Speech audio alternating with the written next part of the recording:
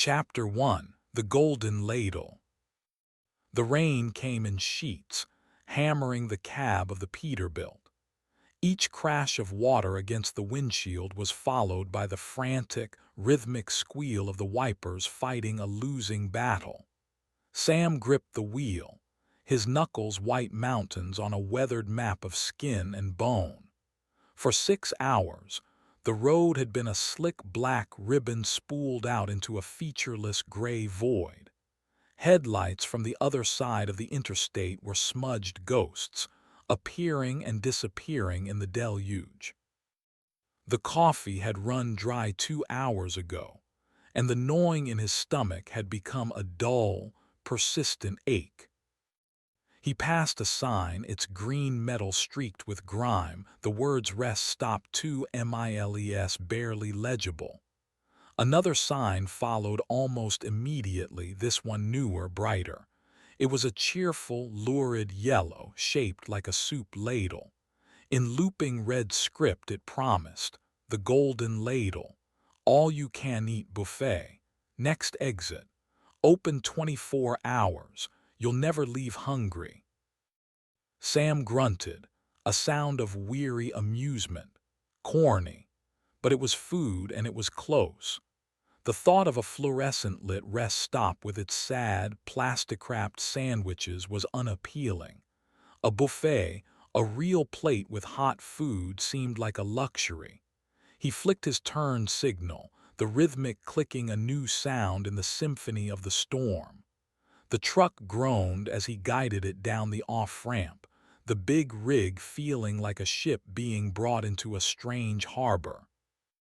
The Golden Ladle was squat and long, a single-story building of pale brick that seemed to absorb the dim light rather than reflect it.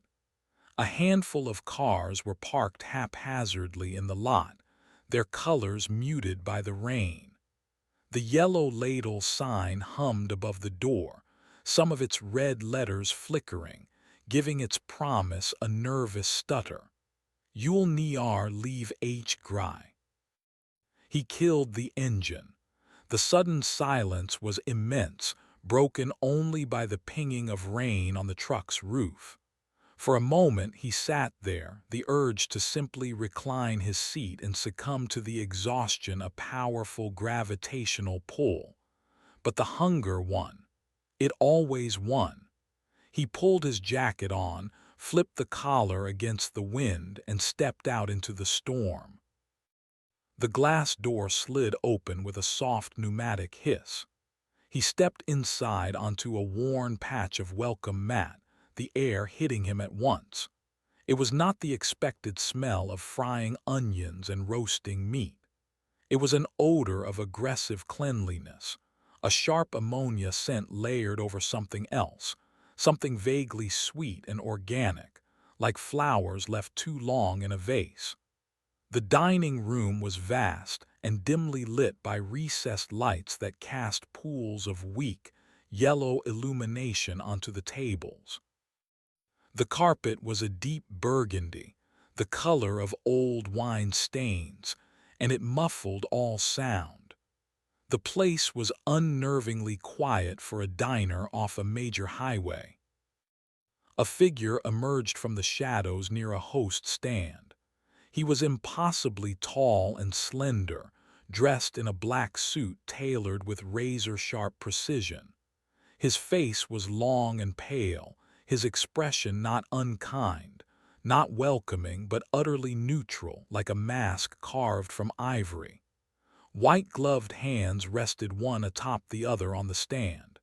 He did not speak. He simply raised a single, long finger and beckoned Sam forward. Sam approached, dripping water onto the pristine carpet. The man's silence was unnerving. "Just one," Sam said, his voice sounding rough and loud in the quiet room. The host tilted his head, a slow, bird-like motion. He picked up a single laminated menu, the plastic so thick it looked like a sheet of glass. He turned and glided. He did not walk into the dining room. His feet made no sound on the thick carpet. Sam followed, the squeak of his wet boots an obscene interruption of the calm. The dining room was sparsely populated. In a booth near the window, a woman in faded pink athletic gear jogged in place, her face a mask of intense concentration. Her sneakers made soft, rhythmic thuds against the vinyl seat. A few tables over, a heavy-set man sat alone, surrounded by a fortress of condiment bottles. Ketchup, mustard, relish, and sauces Sam did not recognize. The man stared at his empty plate, his hands protectively clutching a bottle of hot sauce. The host stopped at a small table for two, situated between a large, circular booth and a wall decorated with faded pastoral paintings. He placed the menu precisely in the center of the table, then pulled out the chair for Sam. The gesture was formal, theatrical. Sam hesitated, then slid into the seat. "Thanks," he muttered. The host gave a single, slow blink. He then turned and retreated into the shadows from which he came, his form dissolving into the gloom. Sam let out a breath he didn't realize he was holding. He picked up the menu. It was a simple affair listing the different stations. The carvery, the garden patch, the soup kettle, the sweetery. There were no prices. At the bottom, in small, neat print, it read, "One rule, eat until you are full. We insist." He dropped the menu on the table. His gaze drifted to the circular booth nearby. A family was seated there. A father, a mother, a teenage boy, and a little girl. They looked like a perfect, old-fashioned portrait. The father was a man in his late 40s, wearing a crisp white shirt and a tie despite the late hour. He was carefully, methodically cutting his meat into perfectly uniform squares. The mother, a woman with blonde hair pinned in a neat bun, smiled constantly. It was a wide, bright, unwavering smile that did not reach her tired eyes. She was arranging the green beans on her daughter's plate into a little house. The teenage boy sat hunched over his plate, his dark hair hanging in his eyes. He ate his food with a slow, mechanical rhythm, never lifting his gaze. The little girl, who couldn't be more than 7, sat perfectly straight in her seat. She had a brightly colored plastic clip in her hair, shaped like a butterfly. She was not eating. She was watching Sam. Her stare was not shy or curious. It was ancient and analytical. Sam felt a prickle on his skin. He looked away toward the buffet line itself. It stretched along the far wall, a long, gleaming stainless steel island. Steam rose in gentle clouds from beneath silver chafing dishes. Everything looked immaculate, clean. He pushed his chair back and stood up. The hunger was a physical thing now, a hollow space inside him that demanded to be filled. He grabbed a plate from the stack. They were heavy, made of thick white ceramic. The first station was the garden patch.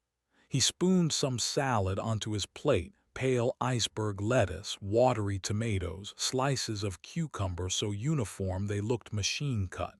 He moved on. The carvery featured a massive roast of beef, its surface a deep, crusty brown. A heavy-set man in a tall white chef's hat stood behind it, a beatific grin on his round, sweaty face. "A slice of the good life?" the carver asked, his voice a jovial rumble. He held up a long, wicked-looking knife. "Sure," Sam said. The carver sliced off a piece of the beef. It was gray inside with a strange, fibrous texture. Sam took it anyway. He added a scoop of mashed potatoes that were impossibly smooth, like spackle, and a ladle of gravy that was thick and gelatinous. He passed on the fish, which had a faint, iridescent sheen, and the jello, which seemed to quiver with more energy than a simple dessert should. He returned to his table, the plate feeling heavy in his hand. The family in the booth had not moved. The father was still cutting. The mother was still smiling. The son was still chewing. The little girl was still watching him. Sam ignored them. He picked up his fork and took a bite of the mashed potatoes. They were tasteless, not bad, not good, just nothing. They had the texture of food, the temperature of food, but none of the substance. He tried the beef. It was tough, and chewing it was work. It tasted faintly of rust. The salad was just cold water in leafy form. He ate quickly, mechanically, driven by the hole in his stomach. He cleaned the plate in under 5 minutes. He leaned back in his chair, expecting the familiar, pleasant weight of a full meal. Instead, the hunger was still there. It was sharper now, more demanding. It was as if he had eaten nothing at all. In fact, he felt emptier than before. He looked at the empty plate, then back toward the buffet line. The steam coiled and beckoned. The jovial carver was still smiling, his knife gleaming under the dim lights. It was an all-you-can-eat establishment. He could go back for more. He was still hungry. He stood up, his body moving almost of its own accord. As he passed the family's booth, the mother's smile widened. "There's always room for another plate," she said, her voice a cheerful, airy whisper. "The ladle provides." The father, Walter, did not look up from his task. "Marion," he said, his voice low but firm, "we do not speak to strangers." The little girl, Poppy, giggled. It was a small, tinkling sound like tiny bells made of ice. "He's hungry," she said to her doll, a limp thing with button eyes. "Everyone is so hungry." Sam hurried past, a cold knot forming in his gut that had nothing to do with hunger. He picked up a fresh plate, the ceramic warm against his skin. He would just get one more plate, and then he would leave. He had to get back on the road. He approached the buffet line again. This time he noticed something he had missed. Beside the jello was a small, handwritten card. It read, "Today's special, a taste of nostalgia." The jello itself seemed to shimmer, and for a fleeting second he thought he saw a distorted reflection of his childhood home in its gelatinous depths. He shook his head. He was tired. His mind was playing tricks on him. He moved toward the mashed potatoes again, scooping a large mound onto his plate. The gnawing emptiness inside him was becoming a roar. Chapter 2: The Performance. Sam returned to his table with his second plate. This one was piled higher. More of the gray roast beef, another scoop of the plaster-like potatoes, a spoonful of unnaturally green peas. He avoided looking at the family in the booth, but he could feel their presence, a static charge in the air. He focused on his food, shoveling it in. The result was the same. The act of eating was there, the chewing, the swallowing, but the satiation was absent. The hunger remained, a persistent, hollow ache that was beginning to feel like a part of his anatomy. He pushed the second empty plate aside. A frustration, sharp and angry, began to curdle in his gut.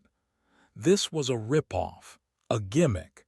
He should just leave, write it off as the weirdest roadside stop of his career. "The roast is a bit dry tonight, isn't it?" The voice was Marion Finch's. He looked up. She was speaking directly to him, her unwavering smile fixed on his face. The father, Walter, had placed his knife and fork down, perfectly parallel on either side of his plate.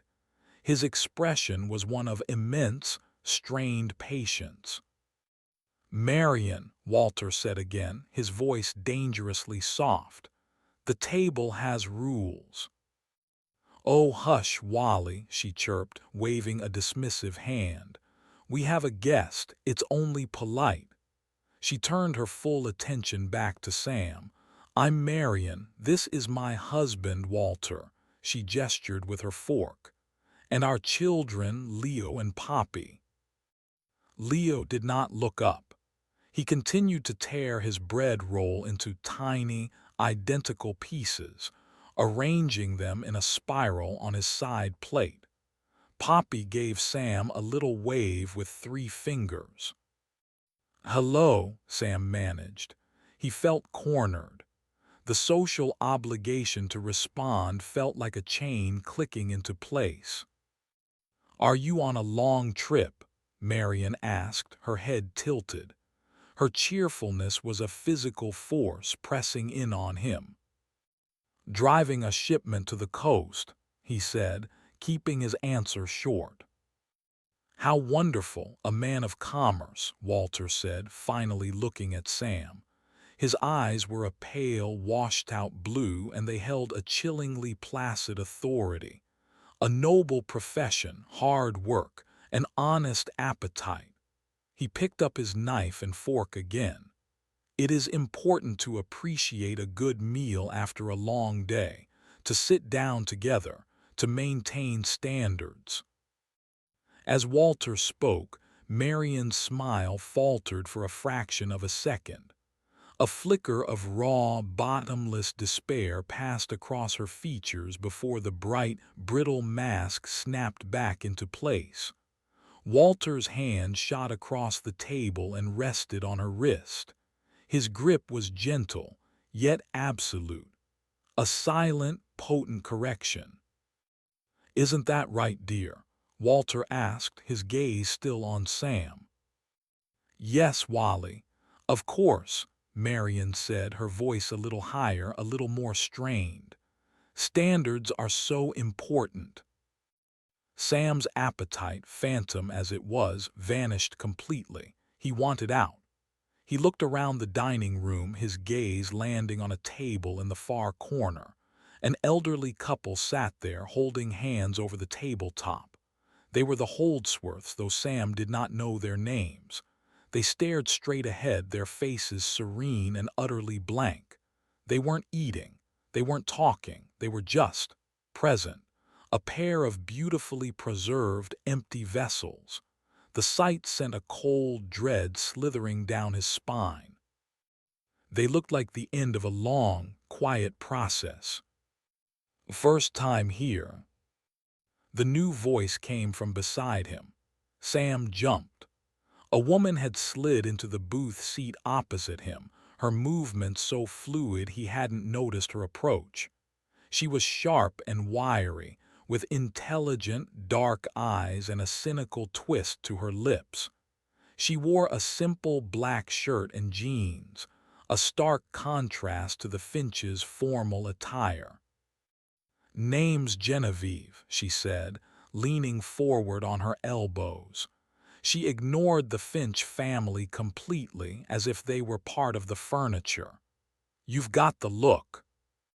"What look?" Sam asked, his voice low. "The what the hell is wrong with the potatoes look," she said with a dry smirk. "Everyone gets it. The food is for show. It fills the plate, not the stomach. It's the starter course, you could say." The Finches continued their silent dinner theater, pretending Genevieve wasn't there. Walter sliced his beef. Marion rearranged her peas. Leo shredded his bread. "What do you mean, for show?" Sam asked, turning his attention to Genevieve. She felt like an anchor to sanity in a sea of creeping madness. "The establishment provides what you need, not what you want," she explained, her eyes darting around the room. The hunger isn't for food, friend. Not really. That's just the language it uses. She nodded toward the buffet line. That's the dictionary. Sam followed her gaze. The steam rising from the chafing dishes seemed thicker now, swirling into indistinct humanoid shapes before dissipating. He saw the carver, St. John, watching them. His jovial smile was still in place, but it looked painted on, his eyes cold and watchful. "I don't understand," Sam said, turning back to her. "You're not supposed to, not yet." Genevieve leaned closer, her voice dropping to a conspiratorial whisper.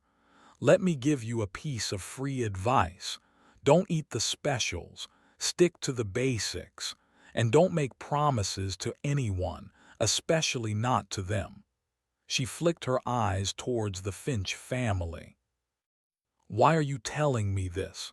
Sam asked, suspicion warring with a desperate need for answers. Genevieve shrugged, a fluid motion of her shoulders. "Entertainment. It gets dull in here. A new face is like a new channel on TV. Besides, watching someone figure it out is the best show there is." She smiled, a quick, sharp thing. "And sometimes a little chaos is good for business." "A business?" Before she could answer, Poppy's voice piped up from the other booth, clear as a bell. "Are you going to be our new Uncle Sam?" Sam froze. He looked at the little girl. She was smiling at him, a genuine, childish smile that was 1,000 times more terrifying than her mother's. "Poppy, do not be rude," Walter chided gently, without any real heat. "The man has not been properly introduced to the family yet." The implication hung in the air, thick and suffocating. Yet. Sam felt a surge of panic, cold and sharp. This was enough. He was done. "I have to go," he said, his voice firm. He pushed himself out of the booth, his legs unsteady. Genevieve watched him with an amused, almost pitying expression. "Sure you do," she murmured, taking a sip from a glass of water she'd brought with her. He turned and walked toward the exit, his eyes fixed on the glass doors that led to the rain-soaked parking lot and his truck. He focused on the hum of the engine, the feel of the wheel in his hands, the endless blacktop of the highway. He was 3 feet from the door when he realized the host was there. The tall, silent figure stood directly in his path. He hadn't been there a second ago. He wasn't moving. He wasn't blocking the exit in a physically aggressive way. He was simply occupying the space, his presence an absolute, immovable fact, like a pillar that had grown from the floor.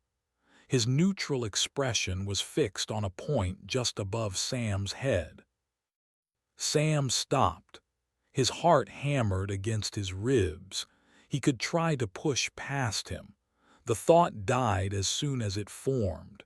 Trying to move the host would be like trying to push over a mountain. He took a step back. A profound silence had fallen over the entire dining room. The low chatter was gone. The clinking of cutlery had ceased. Even the woman jogging in place had stopped. He turned around slowly. Every single patron was staring at him. The man with the condiment fortress, the woman who had been jogging, the weepy man with the soup, the hollow-eyed Holdsworths, and the Finch family. Walter looked at him with an expression of deep paternal disappointment. Marion's hand was pressed to her lips, her smile gone, replaced by a look of theatrical horror. Leo had finally looked up, his dark eyes empty and ancient, peering at Sam from beneath his fringe of hair. Poppy was watching him with wide, curious eyes. Then a sound shattered the silence. A fork, slipping from Leo's limp grasp, clattered onto the floor. The noise was obscenely loud, a percussive explosion echoing through the room. It was the sound of a rule being broken. It was the sound of a cage door swinging shut. Chapter 3: The Rules of the Table. The sound of the fallen fork seemed to hang in the air, a dissonant chord that vibrated through the floor and up Sam's spine. Every eye in the room was fixed not on him, but on the Finch family's booth. Leo sat frozen, his hand still hovering in the air where the fork had been. His face was a mask of pale, stark terror. Walter Finch slowly placed his own knife and fork on his plate. He did not slam them down. The movements were precise, deliberate, each motion imbued with a dreadful weight. He turned his head and looked at his son. It was not a look of anger. It was a look of profound, soul-crushing sorrow, the kind a God might give a flawed creation just before erasing it. "Leonard," Walter said. His voice was quiet, yet it filled the entire dining room. "We do not drop our utensils." Leo began to tremble. A low, whimpering sound escaped his lips. It was the first sound Sam had heard him make, and it was a sound of pure, animal fear. I'm sorry," Leo stammered, his voice raspy from disuse. "It slipped." "There are no slips at this table," Walter said, his voice flat and devoid of emotion. "There is only intention. You have disrupted the meal. You have broken the harmony." He folded his hands on the table. "You know the consequence." Marian covered her face with her hands, but her painted-on smile was still visible between her fingers. Her shoulders shook with silent, theatrical sobs. Poppy picked up her doll and began whispering to it, her eyes wide and watchful. "Please, Dad," Leo pleaded, his voice cracking. "Not again." Walter ignored him. He turned his gaze, which felt as heavy as lead, toward the far wall where the kitchen doors were. He gave a single, almost imperceptible nod. For a moment nothing happened. Then, one of the stainless steel swinging doors to the kitchen pushed open. Not with a bang, but with a slow, wet, sucking sound. A limb, pale and multi-jointed like a crab's leg but thick as a man's thigh, emerged from the darkness beyond. It was followed by another and another. The thing that pulled itself into the dining room was one of the hunger hounds Genevieve had hinted at, but seeing it was a different reality entirely. It was a nightmare of mismatched anatomy. It had the rough, chitinous skin of an insect, but its form was vaguely canine, low-slung and powerful. Its head had no eyes, only a wet, gaping maw that clicked and whirred with unseen mandibles. It moved with a skittering, unnatural gait, its claws scrabbling for purchase on the burgundy carpet. It left a faint, glistening trail of slime in its wake. The creature paid no attention to the other patrons. It had a single destination. It moved directly toward the Finch family's booth. Leo scrambled back against the vinyl seat, his face ashen. No, please, I'm sorry, I'll be good," he whimpered. The hunger hound reached the table. It raised its eyeless head, the maw opening wider. From deep within its gullet came a low, guttural growl that sounded like grinding stones. Walter did not flinch. "You will sit still, Leonard," he commanded. "You will accept your correction. It is the only way to learn. It is the only way to maintain our family." The creature lowered its head toward Leo's plate. With a sickening, slurping noise, it consumed the remnants of his meal, the half-eaten beef, the perfectly shredded bread roll, the untouched peas. It licked the plate clean with a gray, rasping tongue, the sound like sandpaper on ceramic. But it was not finished. It turned its attention to Leo himself.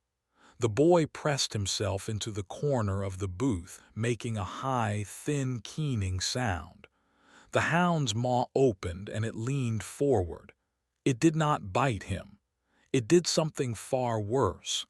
It pressed its wet, gaping mouth against Leo's chest and inhaled. It was a deep, rattling inhalation. Leo's body convulsed. His eyes rolled back in his head. It was as if something was being drawn out of him, not his breath, not his blood, but something intangible, a spark, a memory, an emotion. When the creature pulled back, leaving a round, damp spot on Leo's shirt, the boy was different. He was paler, more transparent.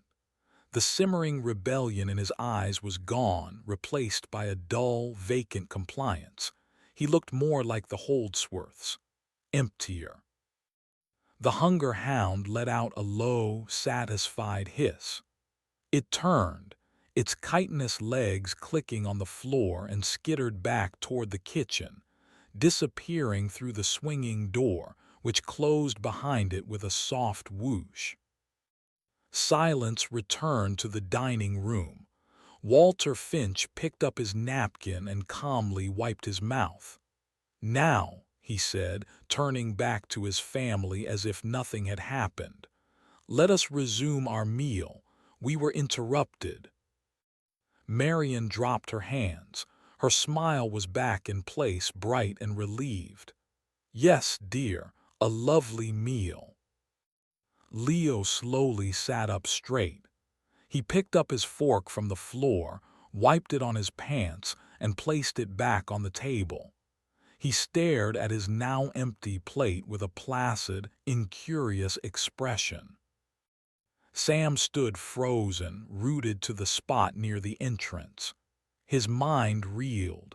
The scene had been so ritualistic, so practiced. This was not a rare occurrence.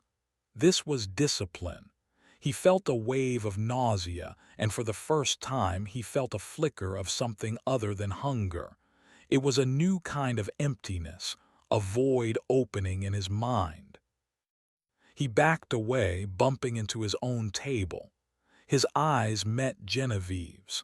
The amusement was gone from her face, replaced by a look of grim confirmation. "The rules of the table," she mouthed silently. He sank back into his seat, his legs refusing to hold him. He understood now. This place wasn't just a prison. It was a re-education center, a farm, and the patrons were both the prisoners and the crop. The food on the buffet wasn't the real meal. The real meal was what the hound had taken from Leo. It was emotion. It was spirit. It was the very essence of a person. He looked down at his own hands. They were trembling. The hunger was still there, a hollow ache in his gut, but now it felt different. It felt like a symptom of a deeper starvation, one he couldn't begin to comprehend. "Feeling it now, aren't you?" Genevieve's voice was low for his ears only. "The real hunger, not the stomach kind, the soul kind." Sam couldn't answer. He could only stare at the Finch family. They had resumed their meal, their conversation light and meaningless. "How was your day at school, Leo?" Marian asked brightly. Leo looked at his mother, his eyes placid and empty. "It was fine, Mother," he said, his voice a monotone. "I learned about fractions." Walter nodded in approval. "Excellent, a useful skill." The performance was seamless. The broken piece had been put back in its place, sanded down and made to fit. Sam felt a chill that had nothing to do with the storm raging outside. He was not just a trucker who had taken a wrong turn. He was an audience member who had stumbled onto a stage, and the actors were now trying to write him into the play. He looked from the broken, compliant boy to the determined father, to the smiling, desperate mother. He looked at Poppy, who was now humming to her doll, the same off-key tune as her mother. He was in their world now, and in their world you followed the script or you were corrected. His plate was empty. The hunger was growing, and the buffet was waiting. Chapter 4: A Taste of Nostalgia. The hours bled into one another. The storm outside continued its assault, but inside the Golden Ladle time had a different texture. It was thick and slow, like the gravy congealing on the buffet line. Sam remained at his table, a prisoner of inertia. To stand was to invite attention. To move was to risk breaking a rule he did not yet comprehend. He watched the other patrons. They existed in their own private loops of quiet desperation. Candace, the runner, had started her endless jogging again. The condiment king meticulously rearranged his fortress of bottles. Sad-eyed Saul wept into his never-ending soup. They were all engines running in neutral, burning a fuel he was just beginning to understand. His own internal engine was running on empty. The hunger had evolved from a simple physical craving into a profound, aching void. It was a cold, hollow space inside him that demanded to be filled.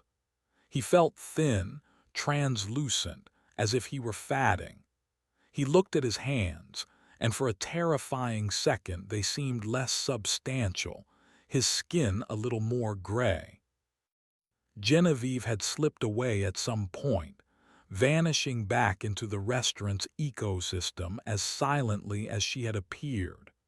He was alone with his thoughts and the ceaseless, quiet horror of the Finch family's performance.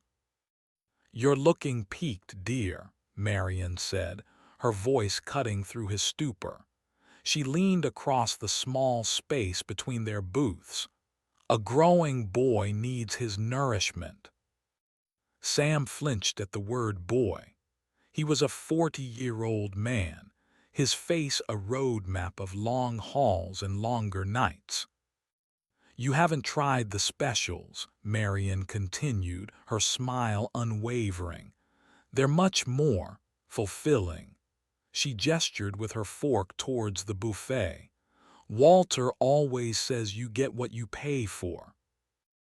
Walter nodded sagely, dabbing his lips with a napkin. "Quality, my dear, that's what matters, not quantity." His pale eyes settled on Sam. "A man can fill his plate a dozen times with potatoes and be no better for it, but one bite of something with substance, that can change everything." Sam knew they were talking about more than food. It was a sales pitch, an invitation. He looked toward the buffet line, his gaze drawn once more to the handwritten card, "Today's special, a taste of nostalgia." He remembered the strange shimmer in the jello, the fleeting image of his childhood home. The hunger was a physical pain now. It gnawed at him, weakening his resolve. Maybe they were right. Maybe one more bite was all he needed. Just one bite of something real, and then he could think clearly, find a way out.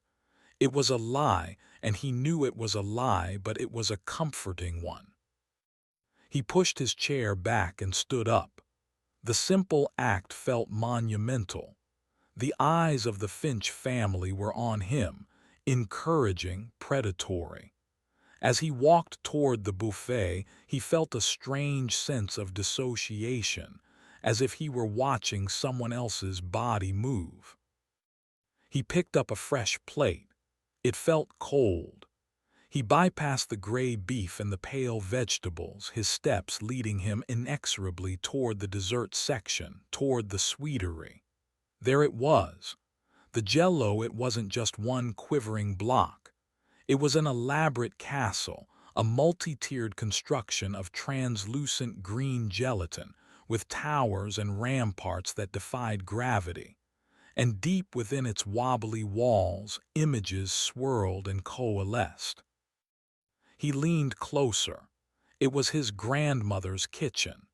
He saw the floral wallpaper, the chipped formica countertop, the heavy wooden radio that always played gospel music on Sundays. The image was so vivid he could almost smell the yeast from her baking bread. The memory was sharp, painful, and beautiful. It was a memory he hadn't revisited in 30 years. His hand trembled as he picked up a spoon. He just wanted a taste, a small piece. He dug the spoon into the side of one of the gelatinous towers. The Jell-O gave way with a soft, sighing sound. He brought the trembling spoon to his lips. The moment it touched his tongue, the world dissolved. It wasn't a taste. It was a full sensory immersion. He was 7 years old again. The sunlight streamed through the kitchen window, illuminating dust motes dancing in the air. His grandmother stood at the counter, her hands dusted with flour, humming a cheerful tune. The smell of baking bread was rich and warm. He could feel the scuffed linoleum under his bare feet. "There you are, Sammy," his grandmother said, turning to him. Her smile was the gentlest thing in the world. "I saved you a piece." She held out a slice of warm, fresh bread, its center slathered with melting butter. He took it, he bit into it. The flavor was explosive. It was warmth and love and safety. It was every good thing he had ever lost. It was perfect. The hunger, the deep, gnawing void inside him, vanished in an instant, replaced by a feeling of absolute, blissful fullness. He was home. He was safe. The sensation lasted for what felt like an eternity and also no time at all. Then, with a wrenching, violent pull, he was back in the dim, quiet dining room of the Golden Ladle. The spoon was still in his hand. A small portion of the Jell-O was gone. The bliss was gone. The warmth was gone. The fullness was gone. And the memory was gone. He tried to recall his grandmother's face. He couldn't. He tried to remember the pattern of the wallpaper, the song she was humming. There was nothing. Just a black, empty space in his mind where that perfect, sunlit kitchen used to be. He had not just remembered it, he had consumed it. He had traded a piece of his past, a piece of himself, for a fleeting moment of relief. A wave of cold, desolate horror washed over him, far worse than any hunger he had ever felt. He had been violated, robbed of something precious and irreplaceable. He stumbled back from the buffet, dropping the spoon, which clattered loudly on the floor. He looked up and saw the carver, St. John, watching him from behind the meat station. The man's jovial smile was gone. In its place was a look of serene, professional satisfaction, the look of a craftsman admiring his work. Sam backed away, his heart pounding a sick, frantic rhythm. He bumped into a table and turned. Genevieve was there again, her arms crossed, her expression grim. "I told you," she said, her voice low and sharp. "I told you not to eat the specials." "It took it," Sam whispered, his voice hoarse. "It's gone, it's just gone." "That's the price," she said, her eyes hard. "That's how you get full here. You trade yourself away piece by piece. You eat your own life one bite at a time, the roast beef of your first kiss, the mashed potatoes of your proudest moment, the green beans of a quiet, happy afternoon." She gestured around the room with her chin. "Look at them, that's what they're all doing. That's all they are now, collections of meals they've eaten. The Holdsworth's over there, they're on dessert. They've eaten everything else." The horror of it settled on Sam like a shroud. He looked at the other patrons, seeing them clearly for the first time. They were ghosts feasting on their own histories. The condiment king wasn't hoarding sauces. He was desperately trying to add some artificial flavor to the bland taste of his own fatting existence. Candace wasn't running toward an exit. She was running away from the last, terrible memory she hadn't yet consumed. And the Finches. Their endless performance wasn't just about maintaining standards. It was about rationing. They were making one single, mundane family dinner last for an eternity because they knew what happened when the meal was over. He looked at their table. Walter met his gaze. The man's expression was no longer one of disappointment. It was one of welcome, of understanding. He raised his water glass in a silent toast. "You're one of us now." Sam felt a new kind of hunger.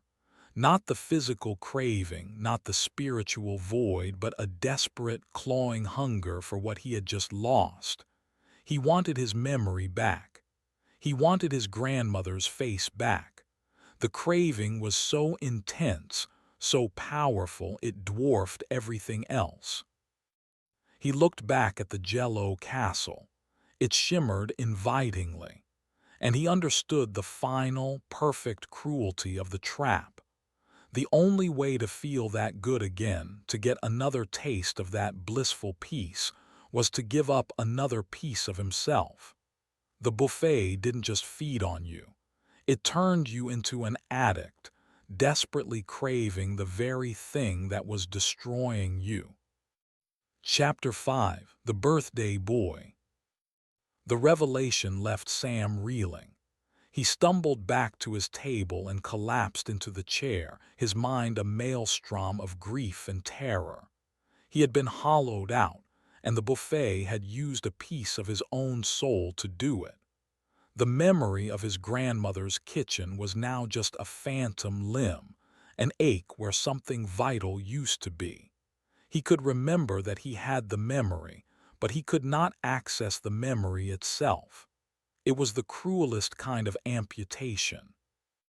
Genevieve watched him, her cynical expression softened by a flicker of something that might have been pity. "The first bite is the worst," she said quietly, sliding back into the booth opposite him. "It's like the first time you realize the house you're in is on fire. After that, you just get used to the smoke." "How long have you been here?" Sam asked, his voice a raw whisper. She shrugged, a gesture that was both casual and deeply weary. "Long enough to see the menu change a few times. I came in for a cup of coffee on my way to a job interview, never made it." She picked at a loose thread on the vinyl seat. "I learned the rules faster than most. Don't eat the specials. Drink the water, it's clean. Stay away from the sentimentalists like the Finches. And find a hustle." "A hustle." "Something to keep your mind occupied. A purpose," she explained. "Barnaby has his maps. Julian has his rhythms. Candace has her laps. It's a way to measure the time, to pretend you're in control. It keeps you from sitting down and eating your whole life in one sitting." Her eyes darkened. "And it gives you something to trade." Sam looked at her confused. "Trade for what?" "Information, luxuries. "A better seat away from the drafts," she said with a wry smile. "My hustle is observation. I watch people. I learn things. And sometimes that knowledge is worth something to someone." Before Sam could ask more, a new sound intruded. It was faint at first, a high, reedy singing. "Happy birthday to me. Happy birthday to me." Genevieve's expression soured. "Oh, great, it's his circuit." Sam followed her gaze to a small, isolated table near the restrooms. A young boy, no older than Poppy, sat alone. In front of him was a single, sad-looking cupcake with a stub of a candle on top. The candle's flame burned with a steady, unwavering light that seemed to suck the color from the air around it. This was the birthday boy. "Happy birthday, dear Ethan," the boy sang to himself, his voice thin and lonely. "Happy birthday to me." He finished the song and then sat in silence, staring at the unblinking flame. After a moment he looked up, his eyes scanning the dining room. They were old eyes in a young face, filled with a desperate, hopeful hunger. His gaze landed on Sam. "Uh-oh," Genevieve muttered, sinking lower in her seat. "You're new. You're his favorite target." The birthday boy, Ethan, pushed his chair back and walked toward their table. He moved with a kind of shuffling purpose, his small hands clasped behind his back. He stopped beside Sam. "Hello," Ethan said, his voice polite but firm. "Today is my birthday." "Is that so?" Sam said, his nerves raw. He didn't have the energy to deal with another one of the buffet's strange inhabitants. "Yes," Ethan said, puffing out his chest slightly. "I am 8 years old today. Did you bring me a present?" The question was so direct, so innocently expectant that it caught Sam off guard. No, sorry, kid, I didn't know." Ethan's face fell. A look of profound, theatrical disappointment crossed his features. It was a distorted echo of Walter Finch's expression. "Oh," he said, his lower lip trembling. "You didn't bring me a present, but it's my birthday." "Lay off, Ethan," Genevieve said, her voice sharp. "He's new. He doesn't know the rules of your little party." Ethan ignored her completely, his ancient eyes fixed on Sam. "Everyone is supposed to bring a present. That's how it works. You give me a present, and then I make a wish and blow out the candle." "What happens when you blow out the candle?" Sam asked, a knot of dread tightening in his stomach. Ethan's eyes lit up with a feverish glow. "The wish comes true for a little while. I get to have a party, a real party, with music and games and other children." He leaned closer, his voice dropping to a conspiratorial whisper. "But I need a present first. A good one." "He doesn't have anything for you," Genevieve repeated, her tone hardening. "Go back to your table." "He has lots of presents," Ethan said, a sly, unpleasant smile touching his lips. He looked at Sam, but his gaze seemed to be looking into him. "He has a shiny red bicycle he got when he was 10. He has a pocket knife his father gave him. He has the first fish he ever caught. Lots and lots of presents." Sam felt a cold shock. The kid was nomming his memories. Not just any memories, but specific, cherished moments from his childhood. The buffet wasn't just serving them up on the line. Its residents could see them, smell them on him like fresh meat. "How do you know that?" Sam demanded, his voice low and threatening. "I can see them," Ethan said simply. "They're shiny. The best presents are always the shiniest." He pointed a small, grubby finger at Sam's chest. "I want the bicycle, the red one. Give it to me." "Get out of here, kid," Sam growled, his patience snapping. Ethan's face contorted, the childish disappointment hardening into something old and malevolent.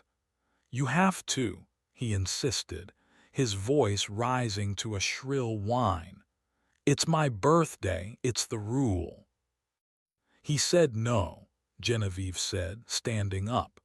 She was shorter than Sam, but she radiated an authority that made the boy take a step back. "Now go on, before I blow out your candle myself." The threat was potent. Ethan's eyes widened in genuine terror. He shot Genevieve a look of pure hatred, then turned and shuffled back to his table, muttering under his breath. He sat down, cupping his hands protectively around the eternal flame of his candle, and resumed his lonely, hopeful watch. Sam let out a shaky breath. What the hell was that? "That's Ethan," Genevieve said, sitting back down. "He's one of the oldest ones here, trapped in his own loop. He's figured out a way to weaponize his prison." "What did he mean, the wish comes true?" "It does," she said grimly. "If someone gives him a memory for a present, and by give, I mean they focus on it and he just sort of takes it, he blows out the candle. The candle goes out, and for about 5 minutes this place changes for him. The lights get brighter, cheesy party music starts playing, and illusions of other children appear. They laugh and play games with him. A perfect birthday party." "And the person who gave the memory?"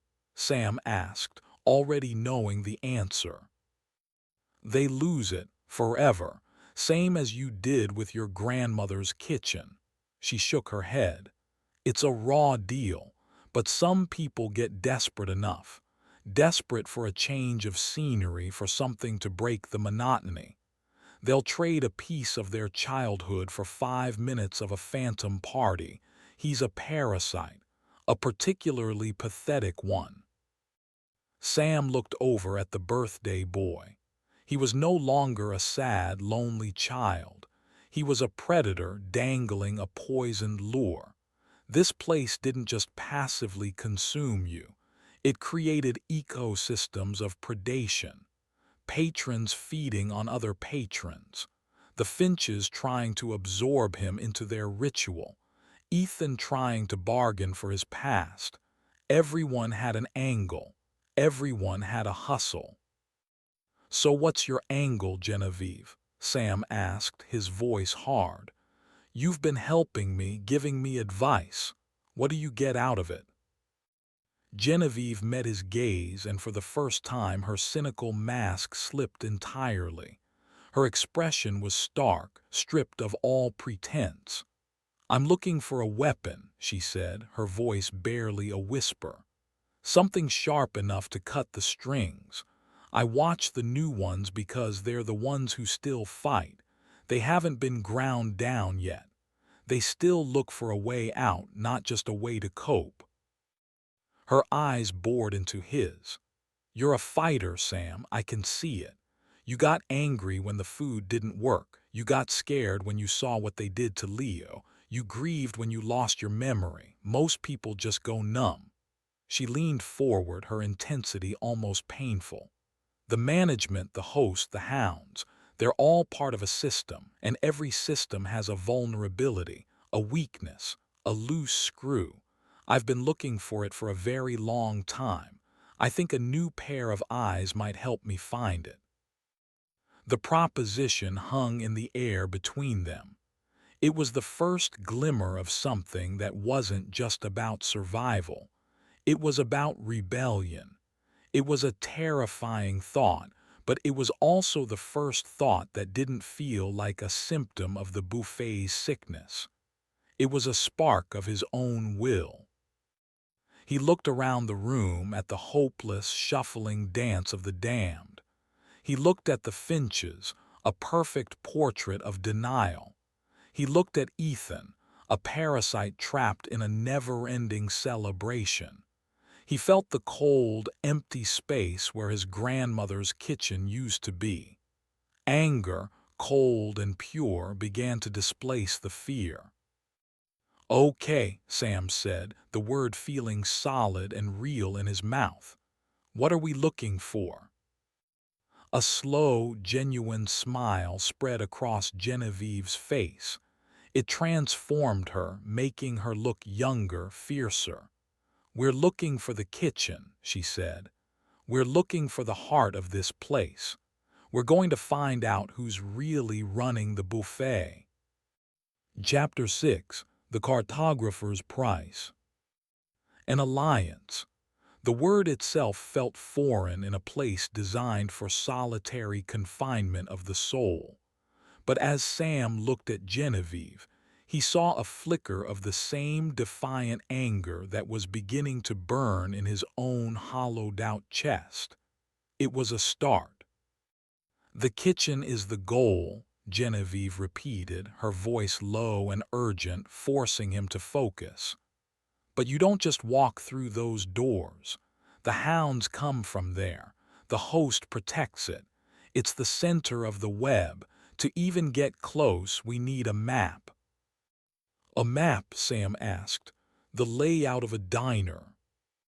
"You think this place stays the same," she scoffed. "The tables shift. The hallways behind the staff doors change. The distance between the entrance and the buffet line can be 100 feet one day and a mile the next. It's designed to disorient, to keep you in your loop." Her eyes darted toward a table in the corner, where an old man was hunched over a vast, sprawling collection of stained napkins. "But one person has been tracking it, for longer than anyone." Sam recognized the man instantly.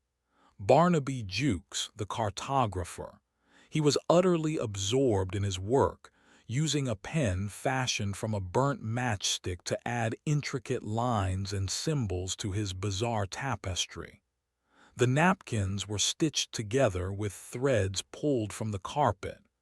It was a work of obsessive, desperate genius. "That's Barnaby," Genevieve said. "He believes the buffet is a machine, and if he can just understand its mechanics, he can find the off switch. He has the most complete charts in existence, but he doesn't share." "So we talked to him," Sam said, a new sense of purpose straightening his spine. "It's not that simple," she warned. "Barnaby deals in one currency only, new information. Unique data points for his charts. He won't talk to you unless you have something he can use, something he hasn't seen himself." "And I'm the new variable," Sam finished for her, the grim logic clicking into place. "Exactly. You've seen things from a fresh perspective. You might have noticed something he's missed." She fixed him with a serious gaze. "But be careful, Sam. Information is a two-way street. He'll try to get more than he gives." Together they stood and walked toward the corner table. As they approached, Barnaby looked up, his eyes magnified by thick, smudged glasses. He was bird-like, with a fringe of white hair and quick, nervous movements. His entire area was a chaotic nest of napkins, some rolled into scrolls, others laid flat, all covered in his spidery, microscopic script. "Genevieve," he chirped, his voice dry as old paper. "And the new specimen, to what do I owe the visit? Have you come to trade?" "We need to see your charts, Barnaby," Genevieve said, getting straight to the point. "Specifically, the schematics for the staff corridors near the kitchen." Barnaby let out a dry, rattling laugh. "The Mappa Culinaria, my life's work. You ask for my crown jewels. And what, pray tell, do you offer in return?" His magnified eyes swiveled to Sam. "What has the new specimen observed?" Sam's mind raced. What had he seen that was unique? He thought back to his arrival, the host, the family, the food. "The host," Sam said, thinking aloud. "When he led me to my table, he didn't walk, he glided. His feet didn't move." Barnaby's pen stopped scratching. He looked up, a flicker of genuine interest in his eyes. "Fascinating. A non-traditional ambulatory method. I've noted his silence, his speed, but never a lack of pedestrian mechanics." "Are you certain?" "Positive," Sam confirmed. "It was one of the first things I noticed that felt wrong." Yes, the initial incongruities are always the most potent." Barnaby was excited now, his pen flying across a fresh napkin. "Excellent data, worthy of a trade." He paused, his eyes narrowing. "But not for the kitchen charts. Those are premium. That's a Tier 3 observation at best. It merits. Let's see." He rustled through a pile of scrolls. "It merits a chart of the daily table migration patterns. Useful, but not what you want." Genevieve shot Sam a look. "He's haggling." "I've got something else," Sam said, pushing forward. He thought of the moment the hunger hound had appeared. "The correction of the Finch boy." "Ah, Incident 734B, the dropped fork," Barnaby said without looking up. "I have extensive notes on the creature's speed, trajectory, and method of extraction." "But did you note the floor?" Sam asked. "Just before the hound came out, the carpet directly in front of the kitchen doors." Sam closed his eyes, recalling the moment. "It looked wet, not from slime. It looked like the pattern had bled, the color darkening just for a second, like a path was being prepared for it." Barnaby froze. He slowly lowered his pen. He stared at Sam, his mouth slightly agape.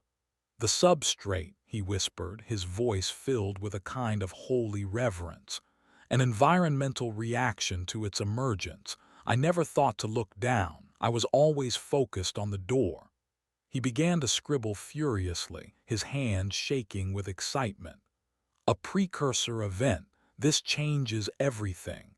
It implies a symbiotic relationship between the entity and the location itself." He was lost in his work for a full minute, muttering about symbiotic resonance and geospatial markers. Finally, he looked up, his eyes gleaming with intellectual fervor. "That," Barnaby said, his voice trembling slightly, "that is a Tier 1 observation, a paradigm shift." He took a deep breath. "Very well, a trade is warranted." He carefully rolled up a large, stained napkin, tied it with a piece of red string pulled from the carpet's edge, and held it out.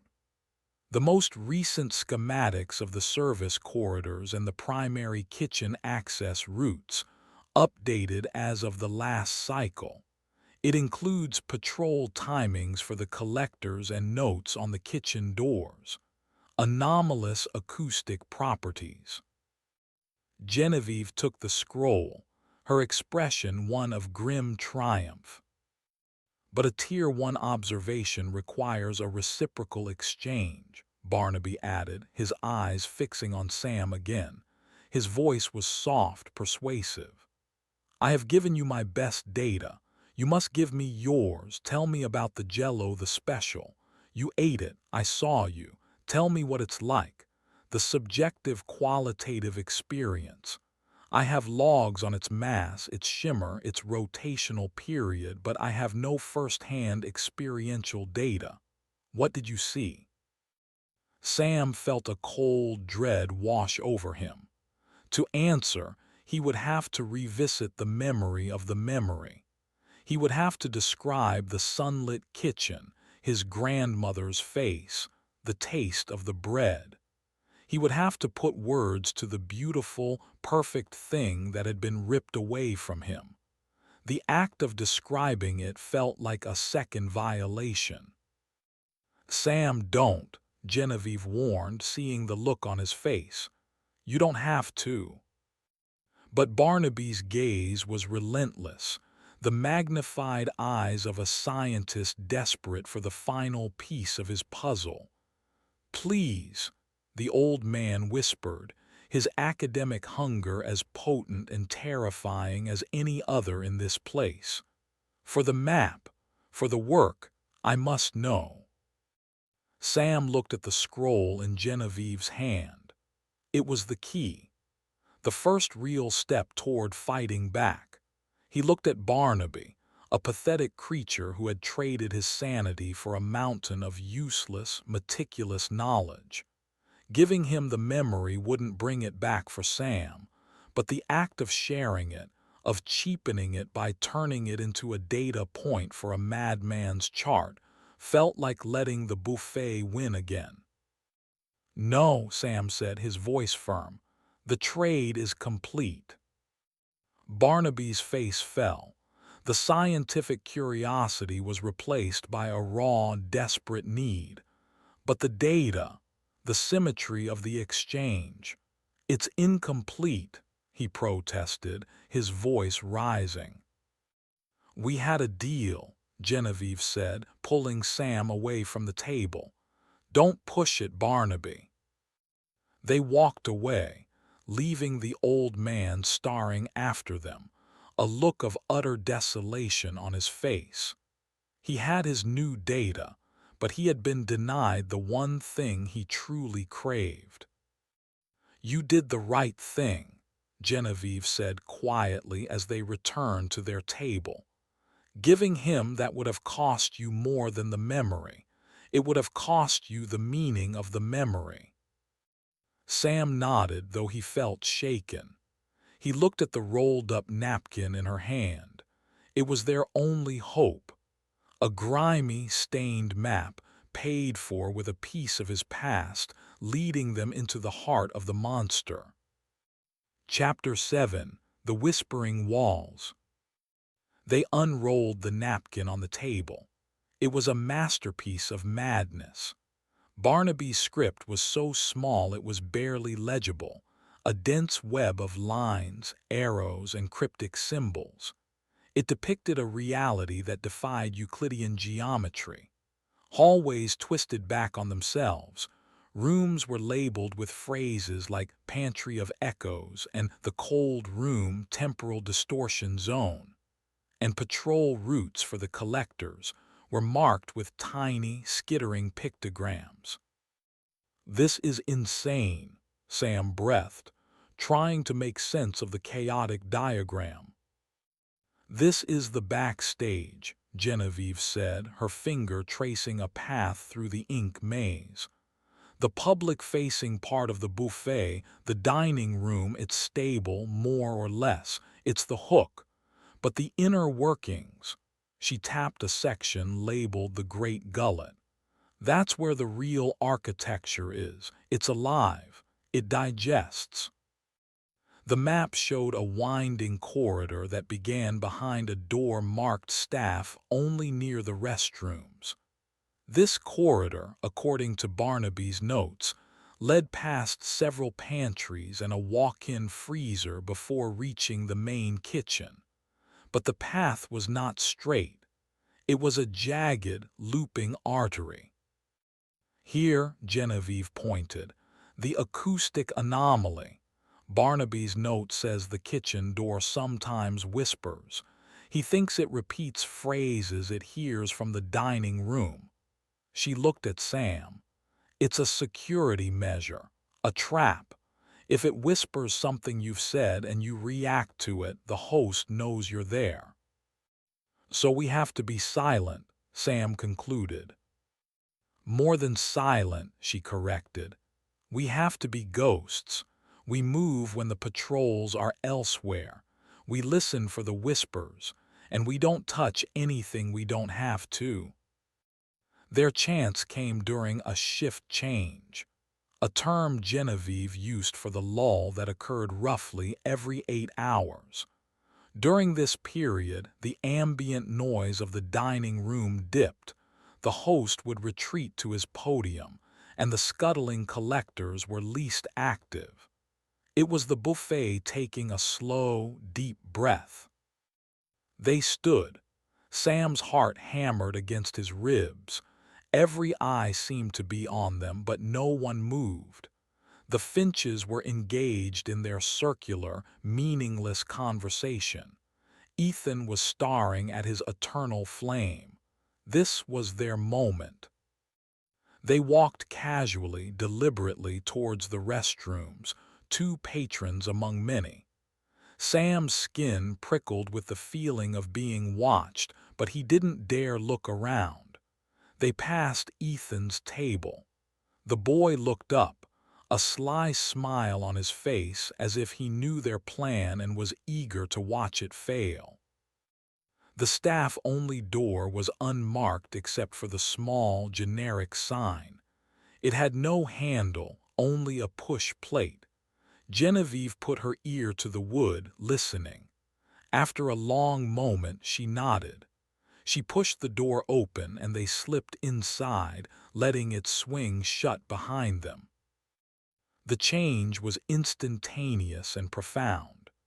The air grew thick and heavy, filled with the organic, cloying smell of decay and ammonia that was usually masked by the dining room's clean facade. The muffled sounds of the restaurant vanished, replaced by a low, visceral hum that vibrated up through the soles of their shoes. It was the sound of a colossal, sleeping body. They were in a long, narrow corridor lit by bare, caged bulbs that cast a sickly yellow light. The walls weren't plaster. They were a strange, fibrous material that looked like compacted meat, and they seemed to pulse faintly in time with the hum.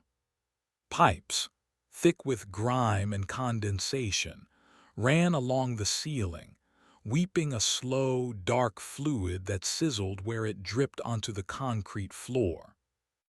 "Stay close," Genevieve whispered, her voice sounding small and thin in the oppressive silence. She consulted the map, her face illuminated by the weak light. "The first collector patrol passes this junction in 3 minutes. We need to move." They crept down the corridor, their footsteps echoing unnaturally. The air was cold and Sam could see his breath. They passed a series of closed doors.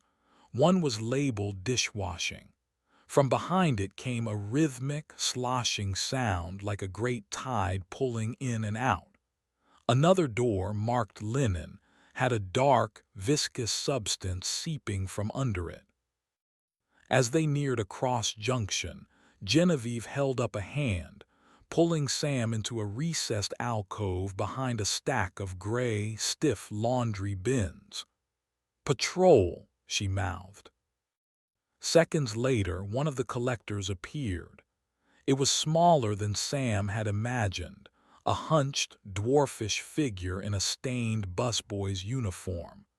Its face was a pale, featureless oval, and it moved with a jerky, scuttling motion. It carried a dark, heavy-looking jar. As it passed their hiding spot, it paused, its blank face turning towards them.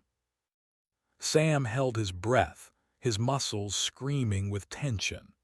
The collector stood motionless for a heart-stopping eternity. It seemed to be sniffing the air. Then, with a final, jerky twitch, it continued on its way, its soft-soled shoes making a sound like wet leather on stone. They waited until it was gone. "They can't see," Genevieve whispered, her voice trembling slightly. "But they can smell. They smell emotion, hope, fear, anger. That's what they collect from the dining room. Down here it's like a siren song to them." They pressed on, the corridor twisting in on itself. The walls seemed to close in, the pulsing becoming more pronounced. They were moving deeper into the belly of the beast. It was then that Sam heard it. A whisper. It was faint, coming from ahead of them, near the large, swinging doors that Barnaby's map had marked as the kitchen entrance. A slice of the good life. It was the carver's voice, a perfect, hollow echo. Sam froze, recognizing the trap. Genevieve put a finger to her lips, her eyes wide. They crept closer. The whispers grew more frequent, a phantom chorus of words spoken in the dining room. "Are you going to be our new Uncle Sam?" Poppy's innocent, terrifying question slithered from the walls. "He has lots of presents," Ethan's greedy, whining voice. "Did you bring me a present?" "It's gone, it's just gone," Sam's own voice, raw with grief after eating the jello, hearing it spoken back to him by the building itself was a profound violation. He felt a surge of cold fury, and he fought to suppress it, knowing the collectors would be drawn to it. They reached the kitchen doors. They were huge, made of stainless steel and covered in condensation. In the center of each door was a small, circular window of thick, grimy glass. The whispering seemed to emanate directly from the metal. Genevieve checked the map one last time.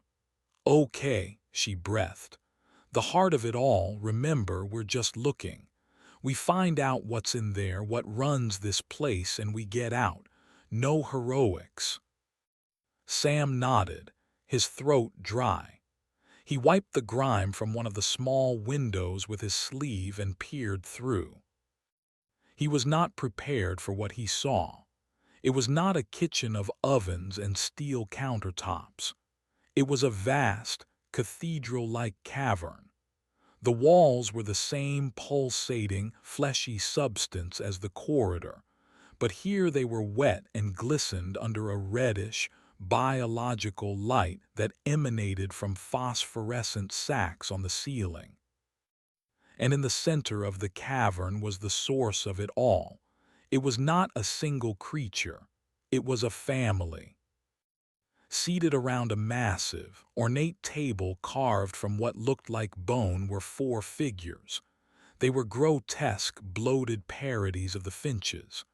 There was a hulking, patriarchal figure, a smiling, weeping matriarch, a sullen, shadowy adolescent, and a small, doll-like child.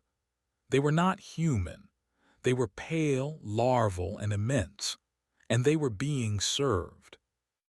The carver, St. John, was there, but he wasn't slicing meat. He was spoon-feeding the patriarchal creature a shimmering, emotional essence from a large bowl. The collectors scuttled forward, offering up their jars of harvested despair, which the creatures consumed like fine wine. The food from the buffet line was not for the patrons. It was bait. The patrons themselves were the ingredients, and their emotions were the feast. This was the true family dinner. But it was the fourth figure, the small, childlike one, that made Sam's blood run cold. It was being fed by a figure he recognized instantly. It was Walter Finch, the real Walter Finch. He was not a patron, he was a servant. He was tenderly offering a spoonful of glistening nostalgia, the same kind Sam had eaten, to the small, larval creature, cooing at it like a loving father. His family in the dining room, the performance, the rules, it was all a facade. He wasn't a prisoner trying to cope. He was a keeper, a farmer tending to his flock, fattening them up for this grotesque, eternal banquet. The realization hit Sam with the force of a physical blow. They hadn't stumbled into a prison. They had stumbled into a pantry. Chapter 8. The Farmer and His Flock. The scene in the cavern was a blasphemous parody of domesticity. The larval creatures ate with a slow, obscene relish, their featureless faces betraying no expression, yet radiating an aura of insatiable, ancient hunger. Walter Finch, the man Sam had thought was the ultimate prisoner of his own rules, moved among them with the practiced ease of a butler or a priest tending to his dark gods. Sam pulled back from the window, his breath coming in ragged gasps. He looked at Genevieve, whose face was a mask of horrified understanding. She had suspected a system, a weakness. She had not suspected this. She had not suspected that one of their own was the shepherd. "He's one of them," Sam whispered, the words feeling inadequate. "The whole thing, his family, it's a lie, it's a farm." "He's not a prisoner," Genevieve breathed, her cynical composure finally shattered. "He's middle management." The bitter truth of it hung in the air. All her theories of fighting the system, of finding a flaw in the machine, crumbled in the face of this simple, terrible hierarchy. The buffet wasn't a glitching, ancient entity. It was a business, and Walter was a trusted employee. A new sound made them both freeze. A scraping, dragging noise was approaching from the corridor behind them. It was slow, heavy, and wet. It wasn't the light, skittering sound of a collector. This was something bigger. "We have to go," Genevieve hissed, grabbing his arm. "Now." But as they turned from the kitchen doors, their exit was blocked. Standing at the far end of the hallway was not a creature of chitin or slime. It was a man. A morbidly obese man whose body seemed to be spilling out of his clothes. His skin was slick with a greasy sweat, and he wheezed with every breath. He was dragging a heavy burlap sack that leaked a dark fluid onto the floor. It was Mr. Grumbles, the glutton from the booth. But his eyes were not the dull, sleepy eyes of a man lost in consumption. They were sharp, intelligent, and filled with a cold, malevolent purpose. "The pantry is off limits," Mr. Grumbles said, his voice a phlegmy, gurgling rumble. He dropped the sack with a wet slap. "Mr. Satiate doesn't like it when the livestock wanders." He was another one, not a prisoner but staff. His gluttony in the dining room was an act, a piece of camouflage just as effective as the Finch's performance. "We're just leaving," Genevieve said, trying to keep her voice steady, pushing Sam behind her. "I don't think so," Grumbles rumbled. He took a step forward, his immense bulk filling the narrow corridor. "You've seen the family supper. You've peeked behind the curtain. The only place you're going now is into the sack." He kicked the burlap bag with his foot. Something inside shifted with a soft, fleshy sound. Panic seized Sam. They were trapped. The kitchen doors behind them, a monster's pantry. In front of them, a human monster guarding the only way out. "Run," Sam whispered to Genevieve. "Where?" she shot back, her eyes darting around the claustrophobic corridor. It was the whisper from the kitchen door that saved them.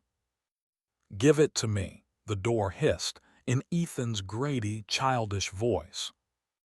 Sam looked from the door to the immense, wheezing form of Mr. Grumbles. An idea, desperate and insane, sparked in his mind. It was a terrible gamble, a plunge into the very system that was trying to devour them. "Genevieve," Sam said, his voice low and urgent. "The birthday boy, his candle." She looked at him, her eyes wide with confusion, then dawning horror. Sam, no, you can't. That's his hustle, his trap. It's also a weapon, Sam countered. A change of scenery, you said, a distraction. He looked at Mr. Grumbles, who was now blocking their path completely. They had no other choice. He closed his eyes. He didn't have many shiny memories left. The Jello had taken the best one. He searched through the catalog of his life, past the grime and the exhaustion of the road. He found it, a memory not of sublime joy but of pure, unadulterated triumph. The day he'd won his first and only brawl. He was 22, working a summer job at a lumber mill. A foreman, a big, ugly man who got his fun by bullying the younger workers, had pushed him too far. Sam focused. He remembered the smell of sawdust and sweat, the splintered wooden bar rail, the foreman's sneering face. He remembered the explosion of adrenaline, the raw, clumsy fury. He remembered the solid, shocking connection of his fist to the man's jaw. He remembered the man going down, the stunned silence of the room, and the blazing, victorious feeling that for one moment he had been strong enough. He held the memory in his mind, polishing it until it shone. Then with all his will he thought of Ethan. He imagined wrapping the memory up, putting a bow on it and offering it. Here, kid, a present, a shiny one. He felt a sudden, sharp emptiness, a psychic wrenching. The memory of the fight, the feeling of triumph, the foreman's face, it all vanished, leaving behind another smooth, black, empty space. He had just voluntarily amputated another piece of himself. For a second, nothing happened. He thought it hadn't worked. Mr. Grumbles grinned, a horrible, wet smile. Nice try, trucker, but your little mind games. He was cut off by a blast of sound. A tinny, distorted version of Happy Birthday to You erupted through the entire facility, so loud it made the walls vibrate. The sickly yellow lights in the corridor began to flash in a rainbow of strobing party colors. Confetti, which looked disturbingly like flakes of dried skin, began to rain down from the ceiling. Mr. Grumbles looked around in stunned confusion. What is this? What's happening? The distraction was working. In the dining room, Ethan was having his party, and the party was bleeding into the rest of the buffet. Go, Sam yelled, grabbing Genevieve's hand and pulling her forward. They charged.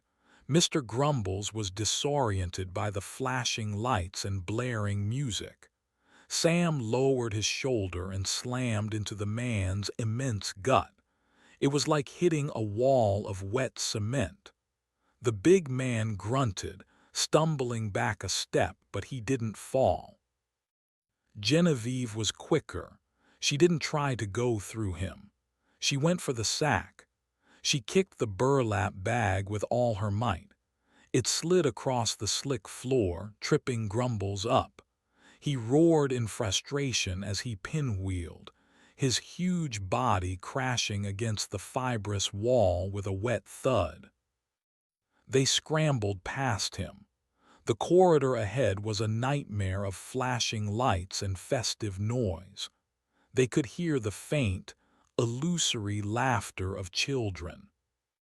Happy birthday to me. Ethan's voice echoed everywhere, a joyful demonic chant. They ran, slipping on the confetti-strewn floor. They didn't look back. They burst through the staff-only door and back into the main dining room. The scene was one of total, surreal chaos. The lights were strobing, the music was blaring, and translucent, laughing figures of children were running between the tables, playing tag. Most of the patrons were cowering in their seats, confused and terrified by the sensory assault. Ethan stood on his chair, his arms outstretched, basking in the glory of his phantom party. His face was alight with pure, ecstatic joy. He had gotten his present. But the staff was reacting. The host was gliding from his podium, his neutral expression for once disturbed by something akin to annoyance. The collectors were scuttling out from the shadows, their blank faces turned towards Ethan's table. And Walter Finch had appeared at the edge of the room, his face a mask of cold fury at this disruption of his carefully managed farm. The party was already starting to fade. The music sputtered. The ghost children flickered. In a few moments the buffet would reset and their retribution would be swift and absolute. Sam and Genevieve stood in the middle of the chaos, panting. They were exposed. They were targets. They had seen the truth and they had attacked the system. There was nowhere left to hide. "Well," Genevieve said, a wild, desperate grin on her face. "I wanted to find a weapon. I guess we just became one." Chapter 9: A New Commodity. The chaotic birthday party flickered and died as quickly as it had begun. The strobing lights snapped back to their usual sickly yellow. The last distorted notes of the music faded into the oppressive hum of the buffet. The phantom children dissolved into the air, their laughter leaving a ringing silence. The confetti on the floor already looked like old dust. Ethan's 5 minutes were up. He slumped back into his chair, the ecstatic joy on his face replaced by the familiar, sullen vacancy. The aftermath, however, was just beginning. The buffet's immune system was kicking in. Walter Finch stood ramrod straight near the entrance to the staff corridor, his face a thunderous mask of controlled rage. He was no longer the folksy, rule-obsessed father. He was the plantation owner whose prize livestock had stampeded. His gaze cut through the room and landed on Sam and Genevieve, pinning them in place. The host glided towards them from one side, a silent, black-clad angel of judgment. From the other, two collectors scuttled forward, their blank faces promising a terrible, passionless harvest. They were surrounded. The other patrons shrank away, trying to make themselves invisible. This was not a routine correction like the one Leo had received. This was an extermination. "You have been a profound disappointment," Walter said, his voice quiet but carrying the chilling weight of absolute authority. "You were given a place at the table. You were offered sustenance. And you chose to spit in the face of our hospitality. You chose to upset the delicate balance of this place." "This place is a slaughterhouse," Genevieve shot back, her voice shaking but defiant. "And you're the Judas goat leading everyone to the bolt gun."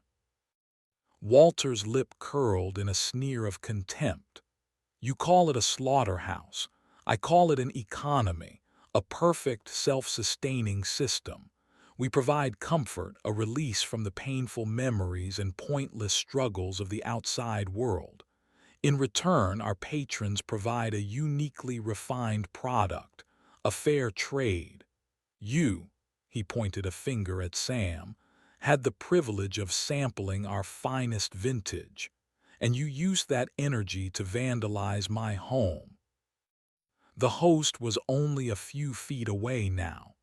Its presence was a physical weight, a crushing pressure that made the air feel thin. The collectors were even closer, their small, dark jars held at the ready. Sam's mind raced, searching for an escape that wasn't there. He felt the two new holes in his soul, the empty spaces where his grandmother's kitchen and his one triumphant bar fight used to be. He had traded them for nothing. He had gambled and lost. But then he saw it, a flicker of movement in the corner of his eye. It was Barnaby Jukes, the cartographer. The old man was not cowering like the others. He was on his feet, his magnified eyes wide with a manic, scientific glee. He was scribbling furiously on a fresh napkin, documenting the buffet's response to a Tier 1 threat. He was observing. He was gathering data. And Sam realized Walter had made a mistake. He had called his system an economy. He had spoken of trade. In this place of loops and rituals, Sam and Genevieve had done something new. They had created chaos. They had generated a unique event. And in an economy based on sensation and experience, a unique event was the rarest, most valuable commodity of all. "You're right, Walter," Sam said, his voice finding a surprising strength. He looked past Walter directly at Barnaby. "It is an economy, and we just created a new product." Barnaby's pen paused, his head tilted. "He's got the charts, Walter," Sam continued, improvising, praying Genevieve would catch on. "The old man, he's been mapping this place for decades. He knows things you don't. He knows the migration patterns. He knows the patrol routes." Sam took a breath. "And now he knows what a full system security response looks like. He has the data. What do you think that's worth?" Walter's cold gaze shifted to Barnaby for a fraction of a second. A flicker of annoyance crossed his face. Barnaby was a known eccentric, a harmless cog in the machine. Or was he? Genevieve caught on instantly. "The cartographer's price just went up," she said, her voice sharp and clear. "He's got the only map of what just happened. A map you need, Walter, if you want to make sure it never happens again. And right now, the only people he'll trade with are us." It was a bluff, a desperate gambit spun from thin air. But it was a gambit played in the language of the buffet. They weren't fighting with fists or fury anymore. They were fighting with information. They were leveraging their own disruption as a form of capital. The host stopped its advance. The collectors paused their scuttling. They all looked to Walter, awaiting his command. Walter stared at Sam and Genevieve, his mind clearly processing this new, unexpected variable. The simple solution was to eliminate them and then deal with the old man. But the data would still exist. The event would be logged in Barnaby's mad archive. It was a loose thread he could not easily snip. "What do you want?" Walter asked, the question a concession, a crack in his absolute authority. "A trade," Sam said, his heart pounding. "You call off your dogs, you give us a table, a permanent one, and you leave us alone, no corrections, no more family introductions. We become neutrals, observers like Switzerland." "And in return," Walter sneered. "In return," Genevieve said, "we don't give Barnaby the emotional context for his data. We don't tell him how we did it. We don't teach him how to weaponize the other patrons. The what is on his map. The how stays with us. His chart remains incomplete and your system remains secure from imitation." It was a brilliant, elegant lie. They were offering to protect Walter's system by withholding the very knowledge they had just used to attack it. They were selling him silence. Walter was quiet for a long time. The hum of the buffet seemed to grow louder. He looked at Barnaby, who was practically vibrating with the need to debrief the new specimens. He looked at the host, who stood impassive and waiting. He looked back at Sam and Genevieve. "You will have the table in the far corner," Walter said finally, his voice clipped and precise. "The one by the weeping stain. You will not speak to my family. You will not interact with the other patrons unless they initiate. You will not approach the buffet line specials. You will exist, and that is all." He turned to the host. "See to it." He gave them one last look of pure, undiluted loathing, and then turned on his heel, striding back towards the staff corridor, his authority reasserted but undeniably tarnished.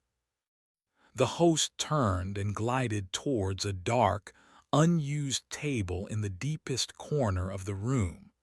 The collectors lowered their jars and scuttled back into the shadows. The show was over. Sam and Genevieve looked at each other, a shared look of disbelief and dizzying relief. They had faced the monster and bargained their way into a stalemate. They walked, their legs unsteady, to the table the host had indicated. Near one of its legs, the dark stain on the carpet seemed to pulse faintly. As they sat, Sam glanced over at Barnaby. The old man looked crestfallen, denied his prize. But then he caught Sam's eye and gave a small, almost imperceptible nod. The nod was not one of gratitude. It was one of respect, a fellow player in the great game. They were alive. They were safe for now. But they were more trapped than ever. They had traded a quick execution for a life sentence in a slightly better cell. They had won the battle, but the war for their souls was only just beginning. And now they had all the time in the world to figure out their next move. Chapter 10: The Weeping Stain. Their new home was a small, circular booth in the restaurant's darkest corner, a forgotten island in the sea of burgundy carpet. From here, they had a panoramic view of the entire dining room, a predator's perch from which to watch the grim, repeating ballet. Their nearest neighbor was the dark, wet-looking stain on the floor, which Sam now saw was not inert. It subtly changed its shape over the course of a day, sometimes resembling a screaming face, sometimes a map of a place he'd never been. It seemed to feed on the ambient misery, a slow, terrestrial cousin to the scuttling collectors. Their new status was a strange one. They were pariahs, untouchables. The other patrons gave their table a wide berth, sensing the dangerous aura of those who had fought the system and survived. The Finches ignored them with a theatrical totality, their performance of normalcy now including the pretense that Sam and Genevieve did not exist. Only Ethan, the birthday boy, would occasionally shoot them a venomous glare, the look of a thwarted monopolist. "So this is it," Sam said, gesturing to their new domain. "This is victory." "It's a foothold," Genevieve corrected, her voice low. "It's a place to think. It's more than anyone else has." She was already observing, her eyes scanning the room, analyzing the patterns. "Walter gave us this corner for a reason. He wants us to watch. He wants us to see the hopelessness, the futility. He wants us to break ourselves." Their days fell into a new rhythm. They would sleep in shifts in the relative comfort of the booth. They ate the tasteless, non-memory food from the main buffet line, the gray beef, the plaster potatoes, just enough to keep the physical shell from deteriorating. The real hunger, the soul hunger, was a constant companion, a dull ache they learned to live with. Sam felt the two holes inside him constantly, a cold draft where memories used to be. They talked for hours, pooling their knowledge. Genevieve shared her decades of observations, the subtle tells of the host, the hierarchy among the staff, the tragic, looping stories of the other patrons. Sam, in turn, provided the fresh perspective, the viewpoint of someone who still remembered the outside world with clarity. The key is Walter, Sam insisted one day, staring at the Finch family's distant table. He's the weak link. He's human, or he was. He has emotions, pride, anger. We saw it. The things in the kitchen, the management, they don't. They just consume. Walter is the bridge between their world and this one. So how do we break the bridge? Genevieve countered. The answer, or the beginning of it, came from an unexpected source. Poppy Finch.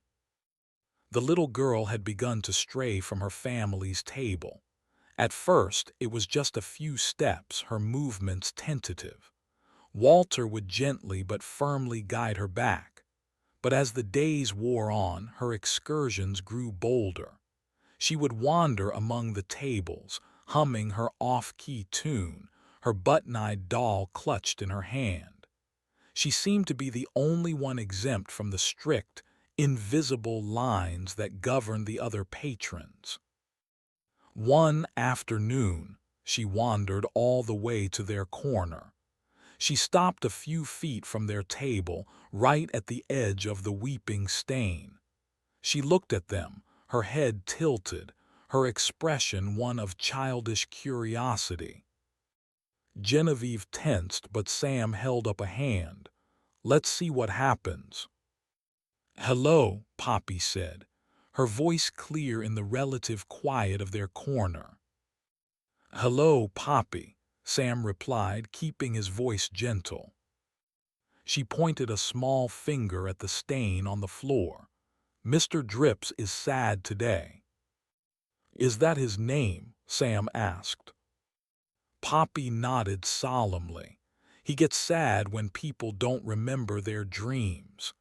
She looked up at Sam, her eyes unnervingly perceptive. "You lost two of yours, didn't you?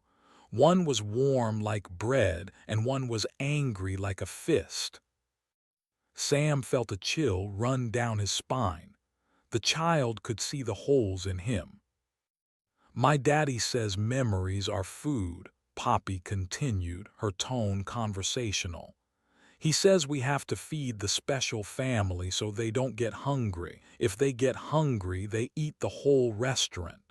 She paused, her little face scrunching up in thought. "But sometimes, I think my daddy is greedy. He keeps the best memories for himself." Genevieve leaned forward, her interest piqued. "What do you mean, Poppy?" "He has a secret stash," Poppy whispered, leaning in as if sharing a great conspiracy. She held up her doll. "He tells Dolly about them when he thinks no one is listening. He has one about a big blue ocean, and one about a woman with hair like sunshine. He says they're his retirement plan. He says they're too good for the family upstairs." A secret stash, hoarded memories. Walter, the loyal company man, was skimming off the top. It was the first real crack Sam had seen in Walter's perfect, authoritarian facade. It was a human weakness. Greed. Sentimentality. "Where does he keep them, Poppy?" Sam asked, his voice barely a whisper. Poppy's expression turned sly. "That's a secret. If I tell you, you have to give me a present." "We're not giving you a memory, kid," Genevieve said flatly. "Don't want a memory," Poppy said, shaking her head. "Memories are food. I want a toy." She pointed to the weeping stain. "Mr. Drips eats secrets. If you tell him a good one, sometimes he spits out a toy, A marble or a little tin soldier. He gave me Dolly's eye. She pointed to the doll's mismatched button eye. The idea was grotesque, feeding a secret to a sentient stain of misery in exchange for a piece of refuse.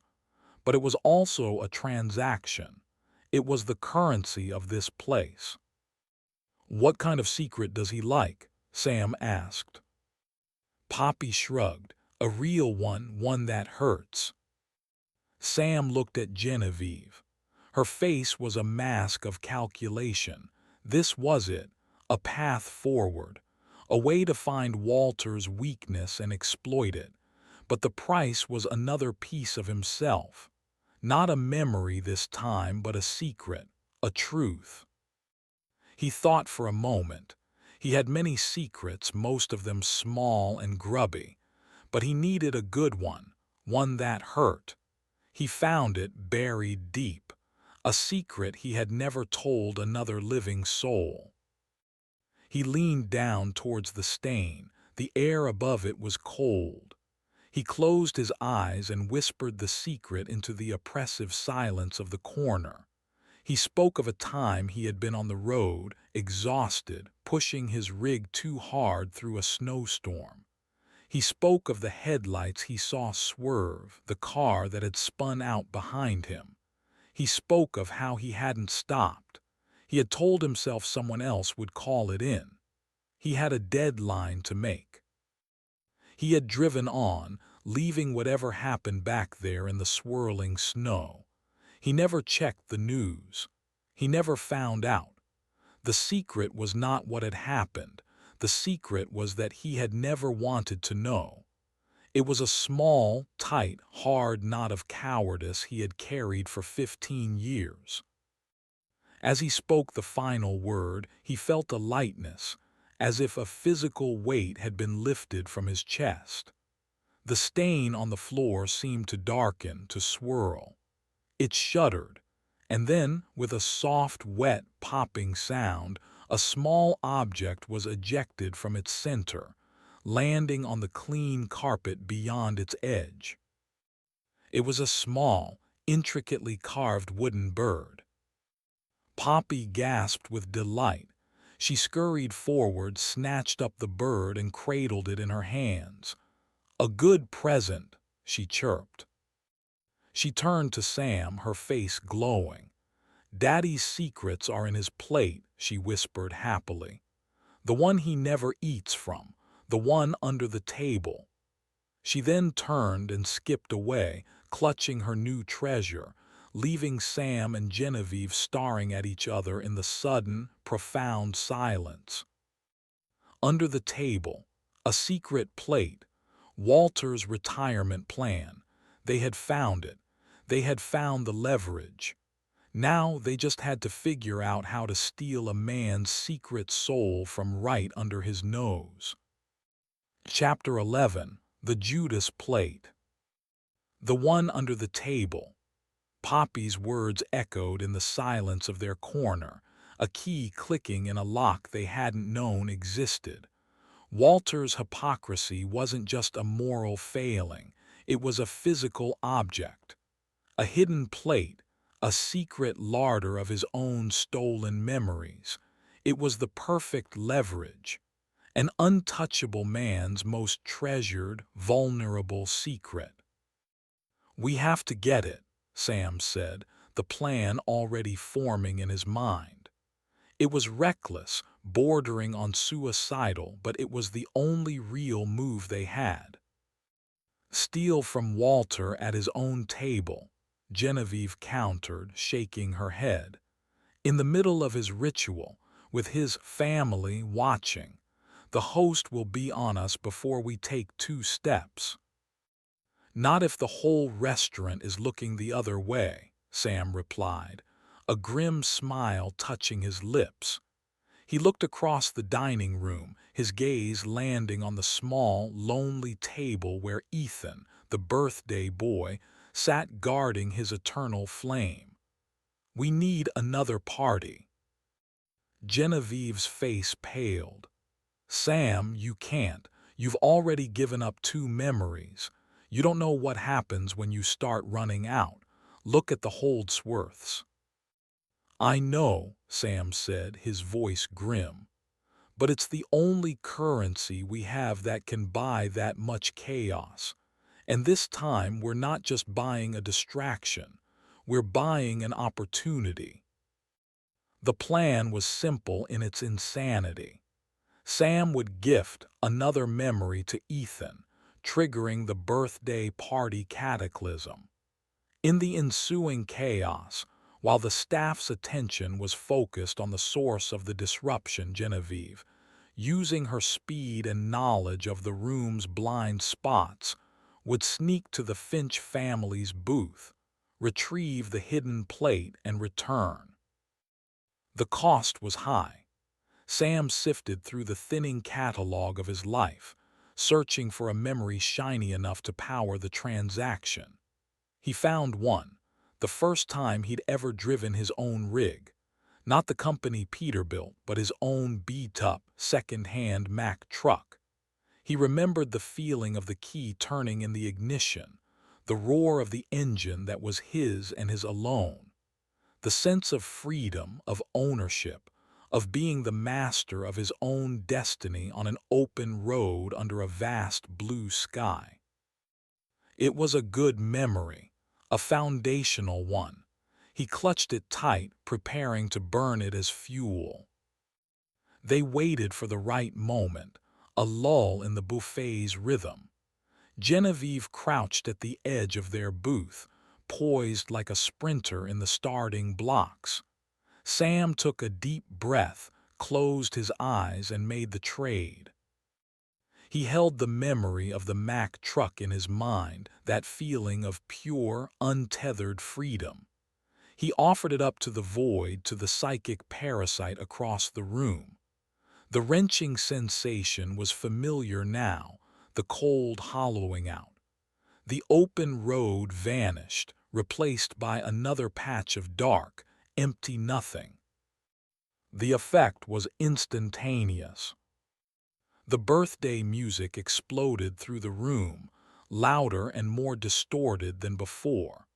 The lights began to strobe violently. The confetti of dried skin rained down. Ethan's phantom party was back, a chaotic vortex of noise and light. "Go!" Sam yelled over the din. Genevieve was already moving. She darted from their booth, a gray blur against the strobing chaos.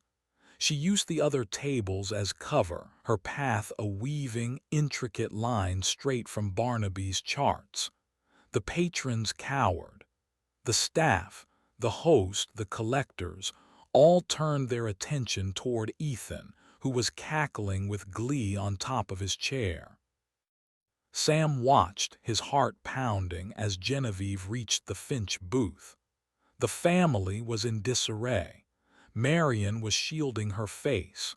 Leo was rocking back and forth, overwhelmed by the sensory input. Walter was on his feet, his face a mask of pure fury, bellowing unheard commands into the gale of party music. His attention was entirely on Ethan. Genevieve dove low, sliding under their table. She was out of sight for 3 agonizing seconds. Then she emerged, clutching a heavy object wrapped in a dusty napkin. It was the plate. She didn't hesitate. She turned and sprinted back, using a different, more direct route, gambling that the chaos would cover her retreat. She slid back into their booth, gasping for breath just as the party began to sputter and die. The music glitched. The lights flickered back to yellow. The last of the confetti settled. They had done it. She placed the object on the table. It was a heavy ceramic plate, identical to the ones on the buffet line, but its surface was different. It was not empty. The plate was filled with shimmering, liquid pools of light like captured nebulae. Each pool swirled with its own colors, its own energy. One was a deep, tranquil blue that smelled of salt and sea air. Another was a brilliant, warm gold that felt like sunlight on skin. These were Walter's hoarded memories, his retirement plan. "We have it," Genevieve breathed, a look of disbelief on her face. "Now what?" "Now we bargain," Sam said, his eyes on Walter Finch. The rage on Walter's face had been replaced by a dawning, sickening horror. He had seen Genevieve's dash. He looked from his table to their corner, and his eyes fell upon the plate. The blood drained from his face. For the first time since Sam had arrived, Walter Finch looked truly, utterly terrified. He knew he had lost something irreplaceable. He started towards them, his steps slow and deliberate, but a deep tremor ran through his body. "You don't know what you've done," he said, his voice a strained whisper as he approached their table.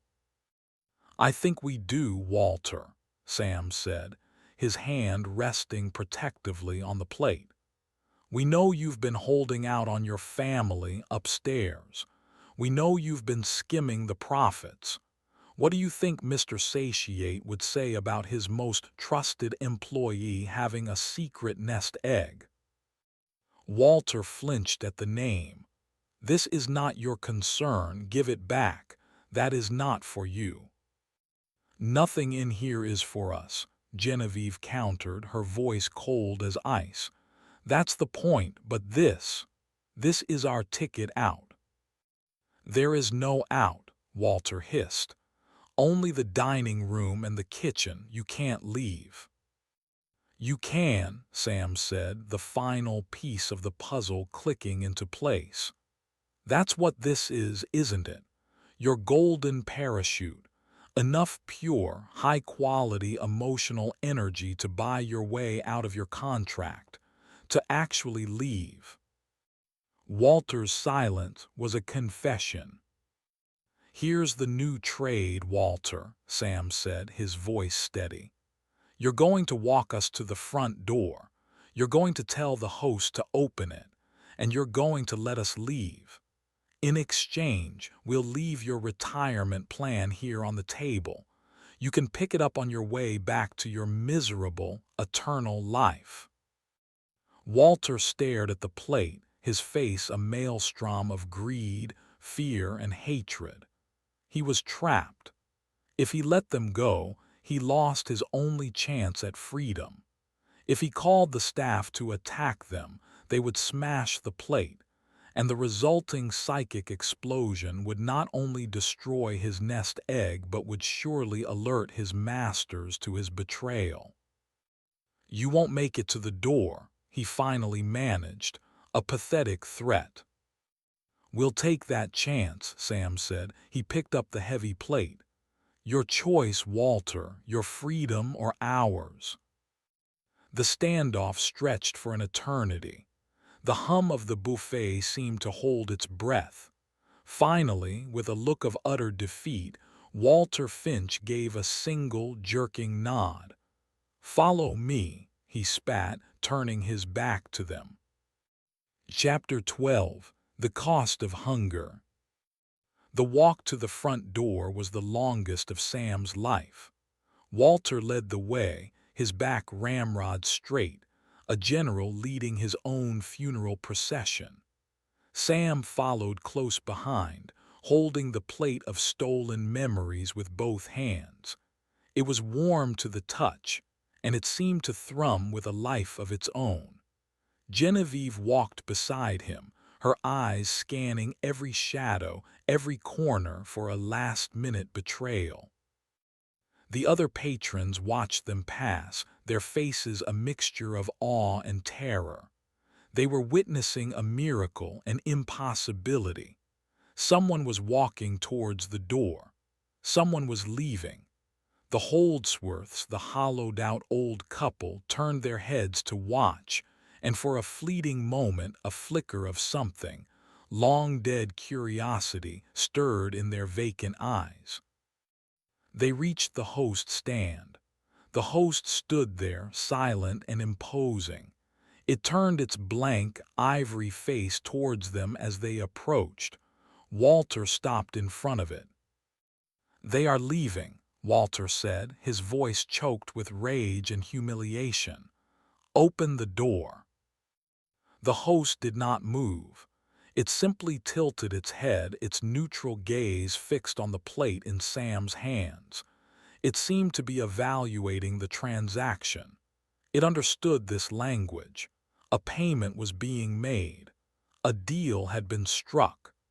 After a long, silent moment, it raised one white-gloved hand and gestured toward the entrance. The glass doors, which had been an impassable, psychological barrier, slid open with a soft pneumatic hiss. The air that hit them was real. It was wet and cold and smelled of rain-soaked asphalt and pine needles. It was the most beautiful thing Sam had ever smelled. Freedom was just a few feet away. "The plate," Walter demanded, his hand outstretched. Sam looked at the swirling pools of light.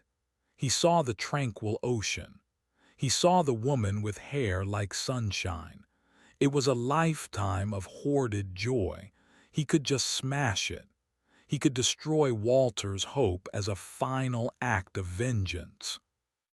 But as he looked at Walter's face, he didn't see a monster anymore. He saw a pathetic, trapped man who had made a terrible series of bargains to survive, becoming a monster in the process. He saw a mirror of what he could have become. Sam carefully placed the plate on the corner of the host's stand. "A deal's a deal," he said. He and Genevieve turned and walked through the open door out into the pre-dawn gloom. They didn't run. They walked, step by deliberate step, onto the wet pavement of the parking lot. The rain had stopped. The air was clean. The glass door slid shut behind them. They stood there for a moment, breathing in the real world. Sam's truck was still there, a huge, solid, real object in the gray light. "We did it," Genevieve whispered, her voice filled with a disbelief that matched his own. "We actually did it." Sam looked back at the Golden Ladle. Through the glass, he could see Walter snatching the plate from the stand, clutching it to his chest like a drowning man holding to a raft. He saw the host glide back into the shadows. The lights inside seemed to dim, the whole place receding back into the surreal dream it was. But their escape was not without its price. Sam felt the 3 empty holes inside him, the memory of his grandmother's kitchen, the memory of his one great victory, the memory of his own freedom. They were gone forever, the cost of his ticket out. He had bought his life by selling pieces of it. Genevieve touched his arm. "Are you okay?" "I don't know," Sam said honestly. "I feel light." It was true. He was emptier. He had left parts of himself in that place, and he would never get them back. They walked toward his truck, the silence between them comfortable. The world was quiet, real. As he reached for the door handle, he paused. The hunger was still there. Not the soul hunger of the buffet, but a simple, physical emptiness in his stomach. He was just a tired, hungry trucker, a long way from home. "There's a diner about 30 miles down the road," he said, his voice raspy. "They make a decent cup of coffee, and the food, it's just food." A real smile touched Genevieve's lips. "I could eat," she said. He pulled himself up into the cab of the Peterbilt, the familiar scent of worn leather and diesel filling his lungs. He had survived. He was scarred, hollowed out, and forever changed. But he was free. And for the first time in a long, long time, he was ready to face the open road. He turned the key and the engine roared to life, a real sound in a real world. The hunger was there and it always would be, but now he could choose how to fill it. The end.